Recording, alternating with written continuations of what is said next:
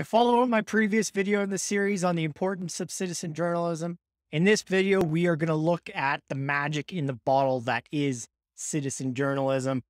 Stick around.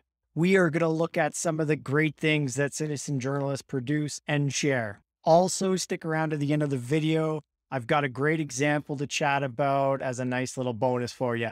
Hello and welcome to Citizen Journalism Explored, the series that investigates the application and consumption of responsible citizen journalism. All right, let's get into the content. In this video, we're going to look at what's often referred to as engaged citizen journalism. We're going to look at how these citizen journalists, giving ordinary people a voice, often aim to retain or enforce the rights of individuals. Okay, so a lot of citizen journalists tried to challenge mainstream media. In the previous video, we looked at the ways that the fifth estate often act as a watchdog. To further this conversation, now I would like to highlight some of the specific ways that citizen journalists challenge independent media outlets and government propaganda. Firstly, citizen journalists offer a new narrative based on their own experiences or beliefs, whether as a member or a sympathizer of a group. Western journalistic media organizations have been accused of often favoring white voices. Citizen journalists offer a different perspective. They articulate a strong distrust or disdain for professional news media and their practices. Citizen journalists will promote social change or push a perspective that news media might find too risky. To this, citizen journalists will offer alternative perspectives to point out where the mainstream media went wrong. To accomplish this, they'll publish video or photo evidence that shows official claims are untrue. Citizen journalists don't always play nice in the sandbox. They will regularly, verbally or physically antagonize mainstream media. They could do this through micro acts of aggression or oppression and can try to provoke heated exchanges.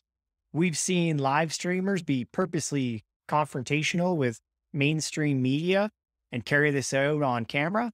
These are all ways that citizen journalists create counter narratives. On the flip side of that, we've also seen great collaboration between mainstream media and citizen journalism. When viewpoints align, they can both cooperate to gain more viewers for both. Mainstream media will often leverage the public to produce content for them. Live blogs hosted on news sites invite the public to like, share, comment, and contribute to the stories.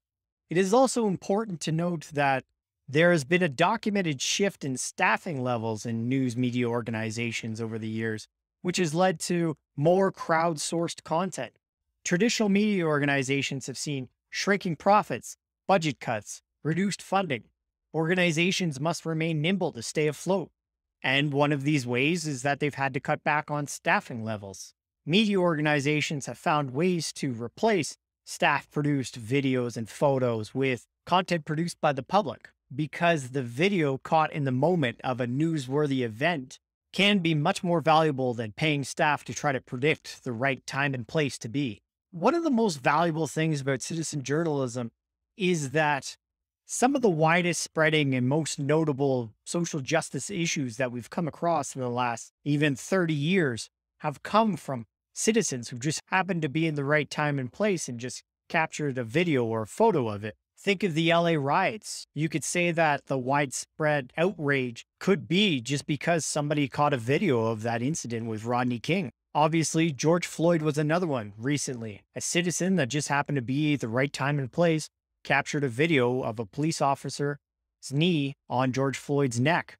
We have also seen a lot of footage recently from public citizens out of the Ukraine who are directly in the middle of a war zone right now, and contrast that to some of the propaganda that the Russian government is putting out right now.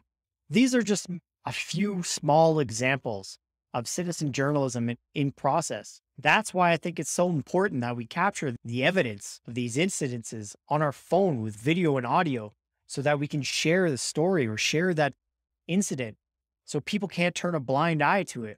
That's why citizen journalism is so important. Obviously, it's good to have the footage of those protests afterwards, but I think just the happenstance of being in the right place at the right time and capturing an incident on your phone can be much more valuable. As a bonus, I wanted to touch on something that I came across recently that I think you would be interested to see as well. There is a website blog about a man named Youseff Khater.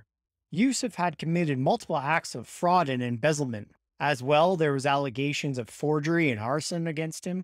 On top of that, he was convicted of attempted murder in Chile. These crimes were committed over several different countries and harmed many different individuals. This was created because Carlos believed that Youseff kept slipping from the legal system or justice was improperly served.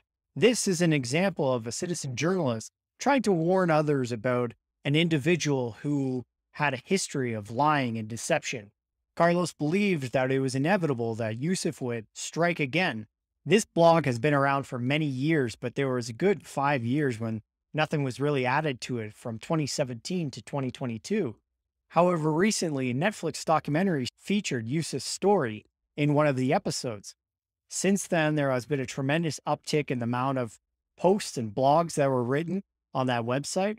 As well, many other media outlets have also provided updates on Yousseff's whereabouts and different aliases that he's using now, as well as some of the other crimes that he's committed since. This is an interesting example of how the collaboration between the independent press and citizen journalists can help get the story out or gain more viewership overall. Anyways, for more information on this story, you could check out the Netflix episode or the blog that was created about Youseff Khater. I'll add information on how to find those sources in the notes of this video, so please check that out. Thanks for sticking around to the end of the video. Again, please like and subscribe if you're enjoying this content. Check out the next video in this series. We're going to be talking about a lot of the ugly things that come from citizen journalism. All right, see you then.